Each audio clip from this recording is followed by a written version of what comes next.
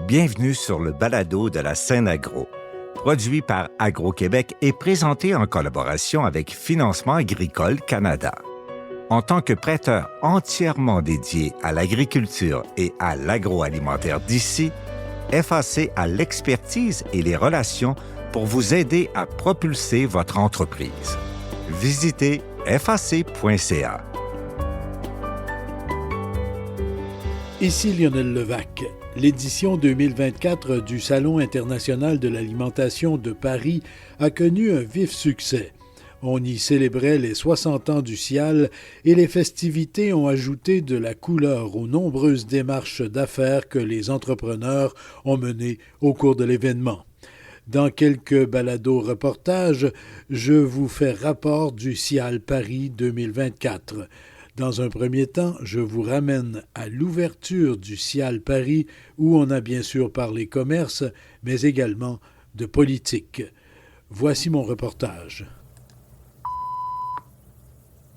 Mesdames et messieurs, les ministres étrangers, Madame la sous-préfète, Mesdames et messieurs les ambassadrices et ambassadeurs, Excellences, Mesdames et messieurs, j'ai l'honneur et l'immense plaisir de vous souhaiter la bienvenue à la cérémonie d'ouverture de Cial Paris 2024. Le plus grand salon international de l'agroalimentaire et l'innovation agroalimentaire fête ses 60 ans.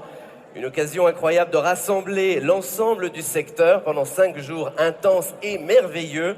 Et l'animateur de présenter le directeur général du réseau Cial, Nicolas Trantzeau. C'est un immense honneur de vous accueillir aujourd'hui au nom de toute l'équipe Cial pour cette édition très spéciale du Salon international de l'alimentation qui célèbre ses 60 ans. En 1964, alors que les Beatles conquéraient le monde et que France Gall et Sylvie Vartan illuminaient les scènes françaises, une révolution agricole s'opérait. Cette année-là marquait l'accélération de la mécanisation, une hausse des rendements et avec elle l'essor de l'industrie agroalimentaire. Depuis 6 décennies, le Cial est un témoin privilégié de l'innovation, non seulement alimentaire, mais aussi technologique. Nous avons vu évoluer les processus, les équipements, les emballages et bien sûr les circuits de distribution. Notre industrie a sans cesse œuvré pour offrir aux consommateurs variété et sécurité alimentaire. Le Cial est devenu un rendez-vous incontournable pour les professionnels du secteur agroalimentaire du monde entier, un lieu où les idées prennent vie, où les tendances se dessinent et où les acteurs les plus engagés se rencontrent. L'édition Cial Paris 2024, 7500 exposants, 127 pays représentés, 650 start-up, plus de 2000 innovations décryptées et de nombreux sommets pour mieux comprendre les tendances d'aujourd'hui et les signaux faibles de demain. C'est l'équivalent de 400 000 produits exposés. C'est la plus grande marketplace au monde, le plus grand laboratoire agroalimentaire. Les tendances 2024 peuvent se résumer sans doute en 3 mots: émotion, lien et attention. L'émotion, parce que les consommateurs cherchent à se faire plaisir. L'alimentation reste un refuge réconfortant. Le lien, parce que l'alimentation se partage et est au cœur du lien social. L'attention, parce que le consommateur veut faire des choix éclairés, a besoin d'une information du coup claire et transparente pour mieux mesurer l'impact de sa consommation, à la fois sur sa santé, mais aussi sur l'environnement social et environnemental. Si le Cial célèbre 60 ans d'histoire, il est aussi tourné vers l'avenir, anticipant les défis cruciaux qui nous attendent, notamment de nourrir durablement une population mondiale en croissance, tout en préservant ses ressources naturelles. Comment nourrir demain 10 milliards d'habitants, de consommateurs? Comment produire en quantité, en qualité et de manière responsable? Au-delà de la dimension business du Cial, c'est aussi une mission essentielle pour nous d'encourager l'audace et l'inventivité, de soutenir ceux dont l'engagement nous permet de faire avancer notre secteur. Ce futur ne pourra se construire qu'à travers une coopération internationale impliquant producteurs, distributeurs, consommateurs et bien sûr gouvernement. Le Cial incarne cette vision de dialogue ouvert et de partage des bonnes pratiques d'innovation collaborative. En tant qu'acteurs de cette transformation, nous avons tous un rôle à jouer pour que notre alimentation soit non seulement source de vie, mais aussi de respect pour notre planète. Depuis toujours et de plus en plus dans le contexte mondial du commerce, de la sécurité alimentaire et de l'environnement, l'agroalimentaire est d'actualité, une actualité en lien souvent direct avec les politiques.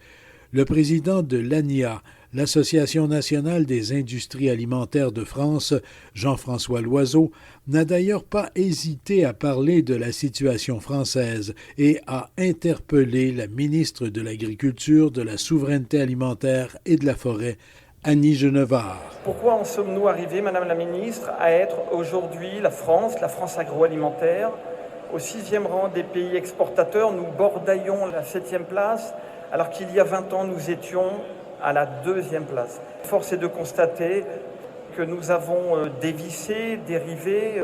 Nous sommes plutôt dans un couloir qui est plutôt celui de la 2e division que de la 1re. Il y a à cela des causes importantes, nous les connaissons. Le premier point essentiel, la compétitivité des entreprises agroalimentaires françaises. L'agroalimentaire en France est trop la variable d'ajustement entre la production agricole qu'il faut préserver, qu'il faut accompagner, et les segments de nos clients, principalement de la grande distribution. Donc il est grand temps de remettre la première activité économique de notre territoire à sa place, c'est-à-dire première activité économique, 520 000 emplois, près de 20 000 entreprises, de l'occupation sur tous les départements. Il y a beaucoup d'emplois, il y a beaucoup de valeurs, il y a beaucoup de taxes. Donc cette première industrie, cette première activité économique doit être mise au premier niveau. Le deuxième point important, c'est que nous ne sommes pas suffisamment, je dirais, regroupés, embarqués, accompagnés. Oh, certes, il y a beaucoup de structures en France, publiques, privées, qui s'occupent de la promotion de l'agroalimentaire à l'international. Je dirais peut-être beaucoup trop. Nous sommes dans un pays qui accumulons les structures d'accompagnement. C'est plutôt une bonne idée, mais à un moment donné, il faut se poser la question de l'efficacité, de l'utilité. Or, nous arrivons, et les chiffres le démontrent, à un point où il est temps de remettre peut-être un petit peu plus d'organisation, peut-être un petit peu plus de réglementation à l'intérieur de nos organisations. Et au moment où le gouvernement cherche à faire beaucoup d'économies, et en espérant, Madame la Ministre, qu'il fera plus d'économies que de taxes à venir, eh bien, nous pouvons faire de façon conjointe en interne des économies de regroupement, de réaffectation, des économies de suppression, de choix, dès lors que l'on souhaitera collectivement mettre en place la promotion de l'agroalimentaire. Si nous reprenions nos parts de marché de 2010, 15 ans, eh bien, nous pourrions dégager 24 milliards d'euros de chiffre d'affaires supplémentaires, créer 75 000 emplois supplémentaires. La France, au travers de ce magnifique salon que vous inaugurez, doit retrouver sa place au plus haut niveau. Nous avons la meilleure qualité alimentaire au monde, des entreprises extraordinaires. Et je pense qu'il est temps, maintenant, de remettre l'agroalimentaire pour toutes ces entreprises, pour tout le territoire, pour la valeur économique, pour la France, de le remettre au plus haut niveau. La ministre Annie Genevard admet volontiers que l'agroalimentaire de France peut prendre une place plus importante dans l'économie du pays et augmenter sensiblement ses exportations. En 2023, notre balance commerciale en matière de produits agricoles et agroalimentaires reste largement excédentaire, avec un solde positif de 5,1 milliards d'euros. Ce chiffre est un atout stratégique pour notre économie et pour nos territoires. Il témoigne du rayonnement et de la confiance qu'inspire la responsabilité de nos filières, la réputation et l'énergie de nos entreprises, comme la qualité de leurs produits. Toutefois, et je vous rejoins, cher Président, ces performances ne sont pas acquises. Et je ne peux ignorer la baisse frappante de 44% qu'a subi notre excédent par rapport au record de 2022.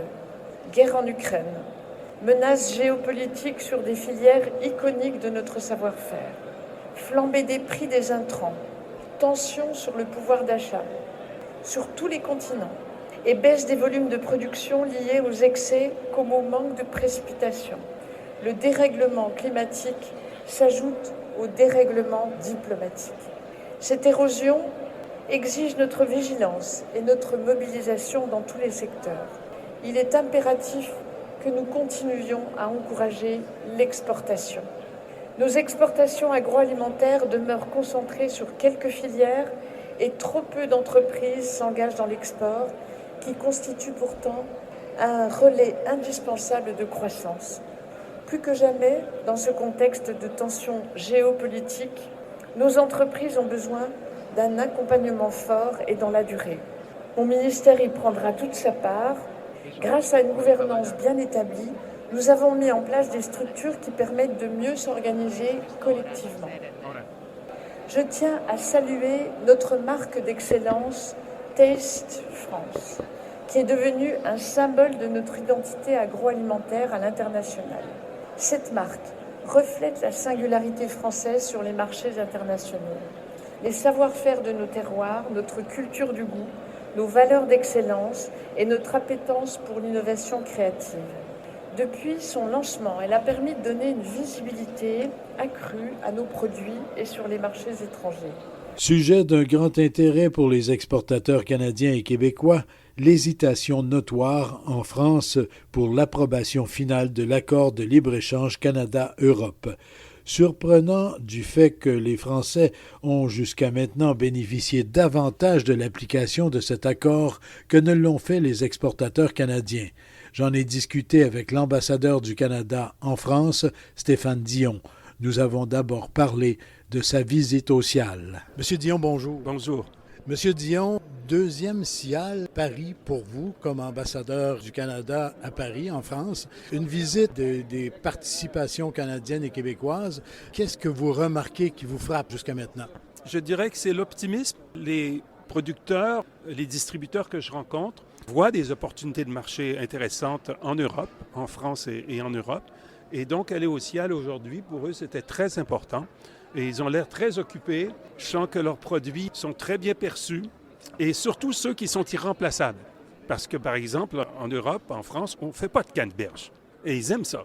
Donc, on a ici une opportunité extraordinaire.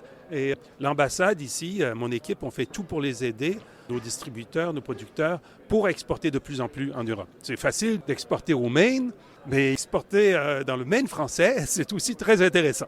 Donc, vous avez des équipes dédiées à l'ambassade pour soutenir ce travail-là vers l'exportation. Oui, et depuis des années, on fait ça et on accélère le mouvement de plus en plus parce que c'est important pour le Canada d'avoir une politique de diversification. On ne peut pas continuellement s'appuyer seulement sur le marché américain, ou surtout avec les incertitudes qu'on connaît quant aux possibilités d'augmentation des tarifs au sein même de l'accord de libre-échange nord-américain. Donc, on doit vraiment arriver à percer le marché européen, qui n'est pas simple non plus. Ils ont leur propre réglementation, leurs propres exigences, mais c'est pourquoi il faut épauler nos entreprises pour qu'elles comprennent que c'est faisable, qu'il faut un peu s'ajuster au marché européen, mais c'est faisable. On a notre place à gagner. Et vous avez sûrement quelques discussions à propos du libre-échange, de l'accord de libre-échange avec l'Europe, que certains pays, dont la France, semblent vouloir remettre en question, là. Il faut quand même que tous les gens qui nous écoutent sachent que l'accord de commerce entre le Canada et l'Union européenne existe et est mis en œuvre. Il n'y a plus de tarifs, pour ainsi dire plus de tarifs entre le Canada et tout le marché de l'Union européenne, les 27. Donc il faut en profiter. C'est vrai que certains pays, on leur demande de le ratifier et ils hésitent pour toutes sortes de raisons. En France, c'est parce qu'ils ont peur de notre bœuf et qu'ils veulent protéger leur propre bœuf. Bon, on va essayer de les convaincre, mais entre-temps, il n'y a pas de tarifs. Donc il faut y aller. Et les Européens ont été plus prompts à utiliser cet accord de commerce vers le Canada que les Canadiens vers l'Europe. Et je pense que c'est parce que nous, on est habitués à faire nos affaires avec les États-Unis. Mais là, il faut diversifier. Et le marché européen est incontournable et il nous attend. Vous avez fait une bonne provision de sirop d'érable? Oh, je reçois plein de cadeaux, et même du sirop d'érable mélangé au whisky. J'ai hâte de voir. Je suis un peu dubitatif, mais non, je vais l'essayer. Il paraît que c'est bon. De voir ou de boire? Je vais le boire et essayer de voir si je peux en boire encore. Merci beaucoup, Monsieur l'ambassadeur, et bonne fin de visite. Oui, et bon appétit. Merci. L'ambassadeur Stéphane Dion ne s'inquiète donc pas outre mesure quant à l'avenir de l'accord Canada-Europe. Pour lui, les producteurs et fabricants alimentaires canadiens ont une large marge de manœuvre pour prendre place sur les marchés de la France et de l'Europe globalement. Je parlais de produits de l'érable avec Stéphane Dion. Plusieurs entreprises québécoises du domaine se trouvaient au Cial Paris. Louis Turenne, directeur général et vice-président de Maple Tree. Maple Tree, donc le sirop. On a une gamme complète de produits. On offre des produits pour le marché de détail, industriel et pour la restauration. Et là, vous êtes au Cial à Paris. Oui, c'est important pour nous pour rencontrer nos clients européens. Également, c'est une plateforme d'excellence pour rencontrer les clients qui proviennent de d'autres marchés, dont les marchés asiatiques et les marchés du Moyen-Orient. Et jusqu'à maintenant, les rencontres sont fructueuses. On a une très bonne journée lundi avec plusieurs rencontres. On compte bien rencontrer tous les clients qu'on a déjà séduit des rencontres avec. Il y a encore un bon potentiel sur le marché international pour le sirop d'érable?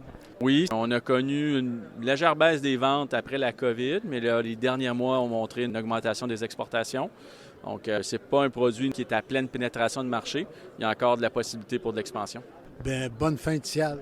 Bien, merci, M. Lévesque. Par ailleurs, dans une multitude de domaines de production, une délégation de plusieurs dizaines d'entreprises membres du Conseil de la transformation alimentaire du Québec, le CETAC, était présente de différentes façons au Cial Paris. Aussi, les institutions financières partenaires de ces entreprises étaient là. Par exemple, Financement agricole Canada, le Fonds FTQ ou encore la Banque nationale. Michel Serrois, je suis vice-président associé agroalimentaire à la Banque nationale. Quelle est votre mission ici, si on veut, là? On accueille des clients, on est partenaire avec le groupe Export depuis quelques années, donc on les supporte dans le Cial Paris, l'organisation, tout ça. Puis oui, on accompagne des clients, on vient rencontrer des nouveaux clients aussi, puis on fait le tour pour voir s'il y a des innovations.